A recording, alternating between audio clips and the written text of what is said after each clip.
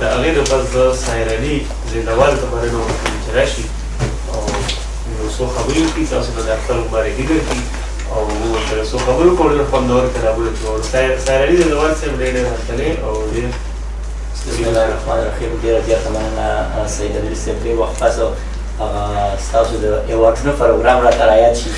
چې د شپې مو ټوله شپه ایوارډونه راکړل او بیا 12 نه بعد ستاسو په پروګرام کې ما فیصل حاکي شرکت وکړو. نو ډېره خوندوره شپه واخیستلې شوې وه او ښکلی مزېدار پروګرام وکړی. د دې نه بعد ټولو ملګرو، مسافرو، یارانو، دوستانو، ادیبانو او ټولو مسافرو ته د ورکوټې اختر دا مبارکي وایم. ډېر ښکلی ژوند دې تېري، الله مو خوشحاله ساته، آباد ساته. ستاسو دا هیلې ځلې چې دی نو دا میډیا باندې چې دی نو ټول خلک ګوري، ټول ملګري میډیا ملګري ناست دي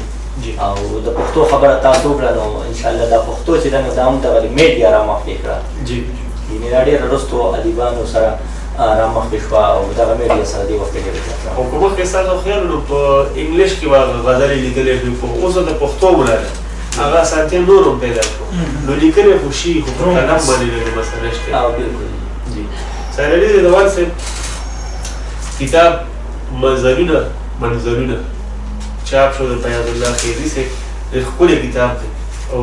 دا باور لرم چې دا کتاب به انشاءالله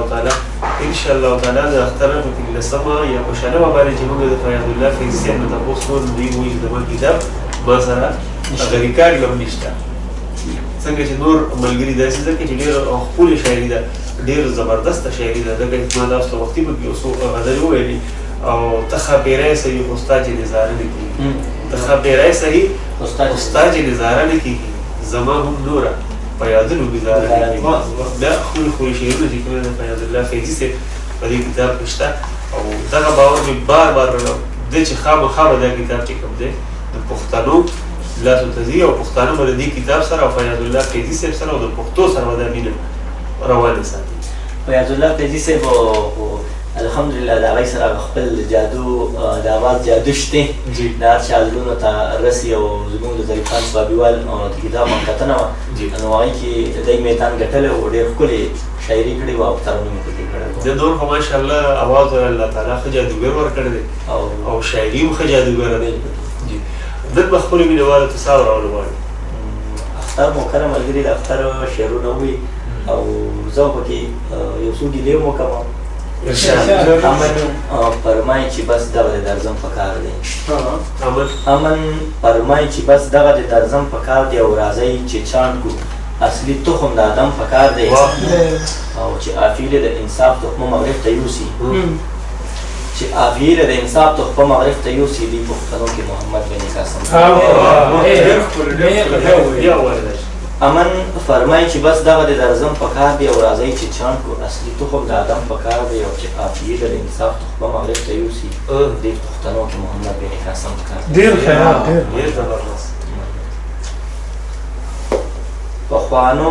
خلکو به د یو بل نه ګیلې نه کولې. صاحب ته لیدلی وي چې پخوانو خلکو به د یو بل نه ګیلې نه کولې، زړونه صفا یې ساتل ځکه یې پردې نه کولې. نو خامخا څه چل خو به وکنه چې داسې به وه اویسه خامخا څه چل خو به وکنه چې داسې به وه چې مشرانو د کور دنګې دروازې نه کولې. ستا مینې خپل دام کې راګیر کړمه ذره ذره شوم، ستا مینې خپل دام کې راګیر کړمه ذره ذره شوم او فیضي صاحب ګنې نو ښکلي یم موږ دومره شوګیرې نه کولې. ستا مینې خپل دام کې راګیر کړمه ذره ذره شوم ګنې نو ښکلي یم موږ دومره شوګیرې نه کولې او چپشه چې غږونه کړه دې خلکو رواج چې جوړ کړو، چپشه چې غږونه کړه دې خلکو رواج چې جوړ کړو پخوانو زمان اوس خلک سره به شپې نه کولې. چپشه چې غږونه کړه دې خلکو رواج چې جوړ کړو پخوانو زمان اوس خلک سره به شپې نه کولې او دا چې ته دومره غرورناکې د سایر ګناه ده دا ته چې دومره غرورناکې د سایر ګناه ده سایر نه مخکې به چا تا پسې جرګې نه کولې. مننه. دا ته عادل صاحب ته ډالۍ وي چې دا ته چې دومره غرورناکې د سایر ګناه ده سایر نه مخکې به چا تا پسې جرګې نه کولې. ځان سره مې پټ بېګا جللي دي تصور صاحب ته توبه نو دا شعرونه د شپې نه ذهن کې راغلي وو یا که تصور که تصور صاحب زموږ استاد دی کلي کې دی کلي کې دی جی زموږ په ادب کې په صوابۍ کې تقریبا د شاعران شاګردان به ډېر زیات دي زه ورته د ادب استاد وایم زموږ استاد زموږ کې څه حدیث دی او دا ټول دې وختي خبره وکړي چې په انبار کې به یو شاعر او دي بالکل نو که نه بیا پکې جاوید شاه درمان ورسره اوس ابوذر او ابوذر وایي چې زما والد صاحب هم چې کوم دی هغه هم شاعري کوي دغه سر چې به موږ کتل نو موږ په زیده کې چې د مینې ټولو لیاقت تصور وو زه اجمل منصور خدای دې وبخښي افتخار عالم دانیال موږ چې به کله ستړي شو د مینې وتلو موږ به زیدې ته د چراغ صاحب یا د تصور صاحب ځای ته تلو هغه تصور صاحب دومره شاعران ادیبان ملګري راپیدا کړل چې نن زیده کې ګورو نو قدم په قدم شاعر تصور صاحب د خپلې خبره چې هغه وایي چې دی یو سړی ما نه دی لیدلی ما ولې اصلاح کړې ده بېشکه نظام چې د هغې مسافري وه چې که موږ وینو چې دا به څه ویلی چې موږ نه دی لیدلي او هغه یې نه دی لیدلي چا به څه ویلی بیګا یو شاعر ما ته د سوات ملګری و هغه ما ته غزل راولېږي دې که رالېږي اصلاح وکړه ما ورته ویل ګلابه زموږ دې وخت کې بیخي ډېر وزګار او د لیاقت تصور صاحب سره که دې رابطه وکړو انشاءالله چې غزل به دې ډېر فایدهمند شي نو هغه ما ته چې دا خو زه نه پېژنم ته صرف خپل غزل ورولېږه او دا چې دې له اصلاح وکړه بس هغه دې نور پېژني دومره پورې موږ په هغې باندې ډاډه یو او د هغه زموږ سره دا مینه دا نن چې کوم ملګري رایوځای شوي دي دا یقینا چې لکه زما لږ د ملګرو نه زه لږ سایډ ته پاتې شوم نو ما سره نمبر یې نه وي دا ټولې نمبر یې د ټولو ملګرو چې کوم دی د هغوی په واسطت سره ټول ملګري موږ رایوځای کړل او نن بیا دا مې خپل هغه شان جوړ شو زه د هغې د استادۍ ډېره زیاته ستاینه په دې کوم چې زه کلام ولیکم نو ما ته په یو یو شعر کې د هغې یو تاریخ ښکاري محکم دی بس کلام به ووایو چې همدغه کلام د شپې نه ذهن کې راغی ځان سره مې پټ بېګا ژړلي دي ما چې ستا د تلل اورېدلي دي کیسې وه ځان سره مې پټ بېګا ژړلي دي ما چې ستا د تللو اورېدلي دي او حال مې په نیستۍ کې جانان نه پوښتي حال مې په نیستۍ کې جانان نه پوښتي ما پسې احساس مې تش خاندلي ابوذره خپل ضمیر مو ځان ته ملامته کړي خپل ضمیر مو ځان ته ملامته کړي ځان ته چې آئین کې مونږ کتلي دي خپل ضمیر مو ځان ته ملامته کړي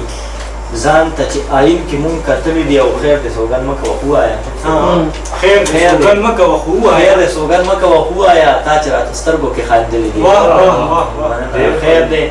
خیر د سوګند مه کوه خو وایه تا چې راته سترګو کې خاندلي دي او چا د ساحل ژوند کې لوبې وکړلې چا ته یې کوڅې لارې څارلي دا اوس سایرالي زیدوال صاحب انشاءالله تعالی زموږ سره وخت ښه کافي وخت دی یو نشست به پکې بل هم راځي خو زه هم چې یو وختي چې دا ملګري راغونډ کړو د هغې نه پس بیا که خیري راځو او بل نشست هم وکړو